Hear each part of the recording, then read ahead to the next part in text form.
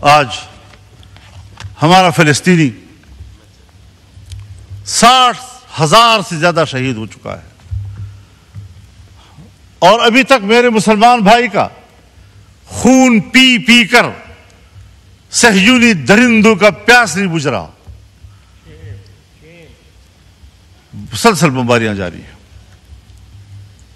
2 روز کے اندر 1,500 لوگ شہید ہو چکے ہیں۔ ایسی رپورٹ نہیں ہے، انہوں نے اگر کوئی وہاں پر پریس ٹاک کی ہو میرے علم میں نہیں ہے، لیکن میں ایک سیاسی کارکن کے طور پر یہ تجزیہ کر سکتا ہوں کہ اس نے ضرور کہا ہوگا کہ انڈیا پاکستان کے درمیان جنگ نہیں ہونی چاہیے۔ اس نے ضرور یہ کہا ہوگا کہ ایران اور اسرائیل کے درمیان جنگ نہیں ہونی چاہیے، اور اس نے کبھی نہیں کہا ہوگا کہ اسرائیل فلسطینیوں پر بمباری بند کر دے۔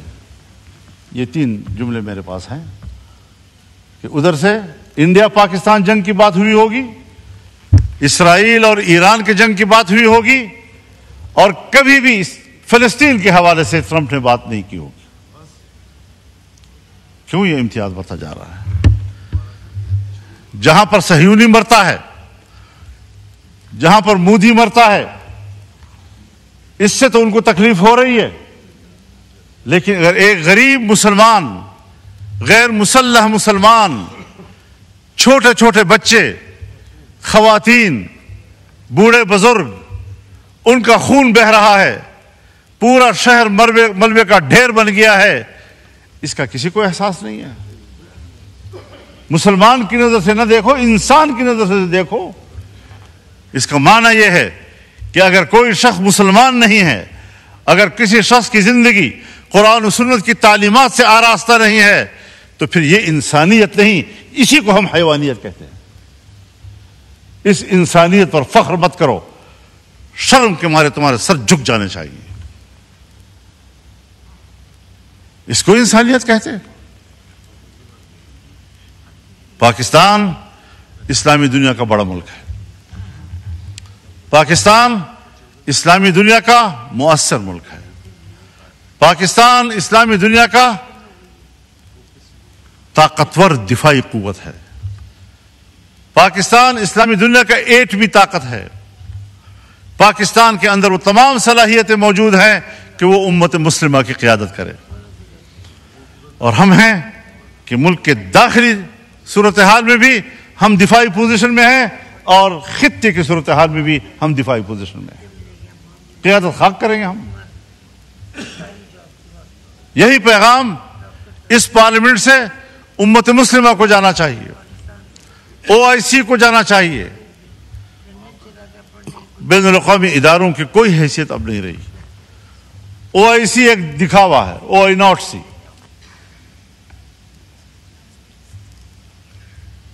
سلامتی کونسل 5 بڑے ممالک، ترقی یافتہ ممالک کی منوپلی ہے۔ پورا اقوام متحدہ اور جنرل اسمبلی امریکہ کی لونڈی ہے۔ جب وہ چاہیں ہماری سیاست پر بھی قبضہ کر لیں، ہم سے قانون سازی کا حق بھی چھین لیں، ہم ان کے دباؤ پر قانون سازیاں کرتے رہیں، معیشت ان کی خواہشات کے تابع کریں۔ اور یہ جو بجٹ پیش کیا گیا ہے، اگر وزیر خزانہ صاحب موجود ہوتے تو میں ان کی موجودگی میں یہ کہتا کہ وزیر خزانہ صاحب، یہ بجٹ آپ نے تیار نہیں کیا، یہ IMF نے تیار کیا ہے اور آپ نے پڑھ کر سنایا ہے۔ آپ کے اندر اس وقت بجٹ بنانے کی صلاحیت بھی ختم ہو چکی ہے۔ کب ایک طاقتور ملک کی حیثیت اختیار کریں گے ہم؟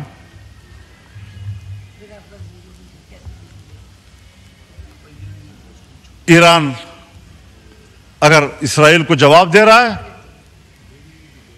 تو ایران کے ہاتھ روکے جاتے ہیں۔ اگر پاکستان انڈیا کو جواب دیتا ہے تو پاکستان کے ہاتھ روکے جاتے ہیں۔ لیکن اگر وہ مسلمانوں کا قتل عام کر رہا ہے تو ان کو کھلی چھٹی دی جاتی ہے۔ ہندوستان کے مسلمان کا قتل عام ہوا اسی مودی کے ہاتھوں، یہ مسلم دشمن۔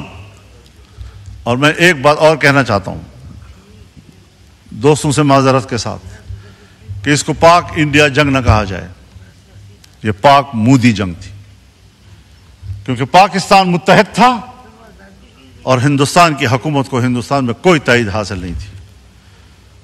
وہ اکیلے ہندوتوا کارڈ کھیل رہا تھا اور ایک سرکار پاکستان پہ حملہ کر رہی تھی، اس کی اپوزیشن نے بھی ساتھ نہیں دیا، وہاں کی اقلیت نے بھی ساتھ نہیں دیا، وہاں کے سکھ نے بھی ساتھ نہیں دیا، وہاں کے مسلمان نے بھی ساتھ نہیں دیا۔ تو یہ صرف مودی کی جنگ تھی۔ تو جو اکیلے جنگ لڑے گا اور قوم ساتھ نہیں ہوگی تو یہ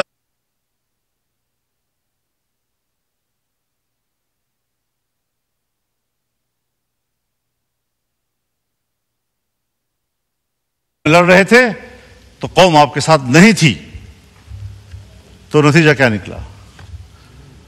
آج آپ لڑے اور قوم آپ کے ساتھ تھی تو نتائج کیا سامنے آئے؟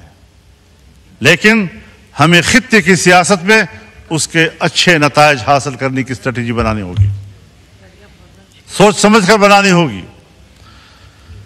ہمیں خطے میں ایران کو اعتماد میں لینا ہوگا۔ ہم ایران کے ساتھ کھڑے ہیں اور پاکستان کو کھل کر کھڑا ہو جانا چاہیے۔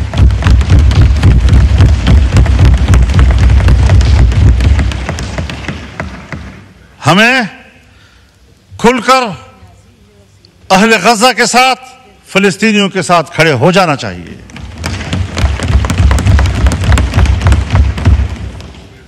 یہود ہنود یہ ایک ہیں، وہ ایک دوسرے کے اتحادی ہیں۔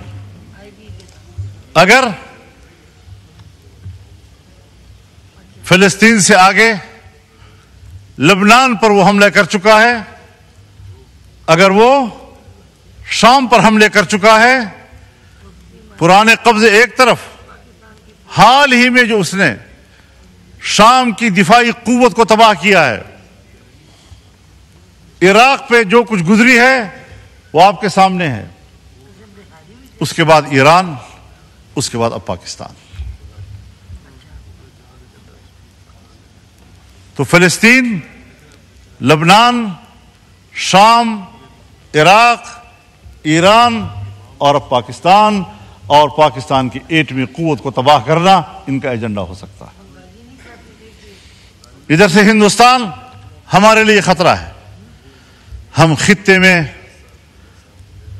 خطے کے ممالک کے ساتھ انگیج نہیں ہو رہے، ہمیں وہ پالیسی بھی بنانی ہوگی۔ ہمیں اپنے دوست ممالک ہم سے دور ہوتے جا رہے ہیں، وہ گرم جوشی نہیں رہی ہے جو کسی زمانے میں تھی اور آج ہونی چاہیے تھی۔ تو ایسی تمام تر صورتحال میں جناب اسپیکر، ہمیں غور کرنا ہوگا اپنی پالیسیوں کے اوپر۔ بجٹ میں ممبران اپنے حلقوں کی بات بھی کرتے ہیں، اپنے علاقوں کی بات بھی کرتے ہیں۔ جناب وزیر اعظم نے ہمارے علاقوں میں جن منصوبوں کا خود افتتاح کیا تھا، آج اسی وزیر اعظم نے اپنے افتتاح کیے ہوئے منصوبوں کے فنڈز روک دیے ہیں۔ اب بتاؤ کس سے امید رکھیں؟ تو اللہ کے حاکمیت کے نیچے اس کی نیابت تو ہم کر رہے ہیں، ہمارے حکمران کر رہے ہیں۔ اسے کہتے ہیں اللہ کی نیابت، کہ ہم قانون پاس کریں،